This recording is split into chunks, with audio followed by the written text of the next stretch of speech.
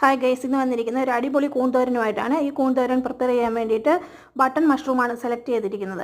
Button mushroom ഉപ്പും മഞ്ഞൾപ്പൊടിയും ഇട്ട വെള്ളത്തിൽ കുറച്ച് നേരം കുതിർത്ത് വെച്ചതിന് ശേഷം അത് കഴുകി വൃത്തിയാക്കിയതാണ്. കുറച്ച് സവാളയും വെളുത്തുള്ളിയും പച്ചമുളകും കറിവേപ്പിലയും അരിഞ്ഞ് തയ്യാറാക്കി വെച്ചു. തേങ്ങ, മഞ്ഞൾപ്പൊടി, മുളക് പൊടി, മസാല, ജീരകം ഇവ ചേർത്ത് മിക്സിയിൽ നന്നായിട്ട് ചതച്ചെടുത്തു.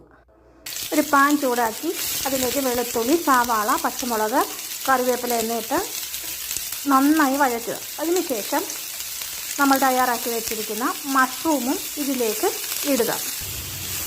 മഷ്റൂമും സവാളയും വെളുത്തുള്ളിയും എല്ലാം നന്നായി വഴറ്റിയെടുക്കണം. നന്നായി വഴറ്റിയെടുത്താൽ മാത്രമേ നല്ല വേവ് കിട്ടത്തുള്ളൂ. ഇതിൻ്റെ കൂടെ കുറച്ച് ഉപ്പും കൂടി ചേർക്കണം. ഈ വഴണ്ട് വന്ന മഷ്റൂം ഇതുപോലെ കഴിക്കുന്നതിൽ നല്ല ടേസ്റ്റാണ്. മെഴുക്കുവരട്ടിയായിട്ടൊക്കെ നമുക്കത് ഉപയോഗിക്കാവുന്നതാണ്. കുറച്ച് വെള്ളവും മഞ്ഞൾപ്പൊടിയും ഉപ്പും കൂടി ചേർത്ത് നന്നായിട്ട് തിളപ്പിച്ചെടുക്കുക. തിളച്ച് നല്ലതായിട്ട് വറ്റണം. നന്നായി വെന്ത് വറ്റിയാൽ മാത്രമേ നല്ല ടേസ്റ്റ് കിട്ടത്തുള്ളൂ. അതിലേക്ക് നമ്മൾ നേരത്തെ തയ്യാറാക്കി വെച്ച അരപ്പ് ചേർത്ത് നന്നായി ഇളക്കുക. വീണ്ടും അത് തിളയ്ക്കാനായിട്ട് വെക്കുക. നന്നായിട്ട് അത് വറ്റി വരണം.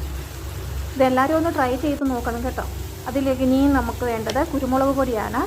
ഇനിയും ഈ വറ്റി വന്ന ഈ തോരനിലേക്ക് കുരുമുളക് പൊടി ചേർക്കുക. അതിനുശേഷം കുറച്ച് നല്ല വെളിച്ചെണ്ണ അതിലേക്ക് ഒഴിക്കുക. പച്ച വെളിച്ചെണ്ണയാണ് ഒഴിക്കേണ്ടത്. ഇപ്പോൾ നമ്മുടെ ടേസ്റ്റി ആയിട്ടുള്ള കൂൺതോരൻ തയ്യാറായിട്ടുണ്ട്. എല്ലാവരും ഇത് ട്രൈ ചെയ്ത് നോക്കണം. നല്ല ടേസ്റ്റാണ്. ഒരിക്കലെങ്കിലും ഇതുപോലെ ഒന്ന് തയ്യാറാക്കി നോക്കൂ.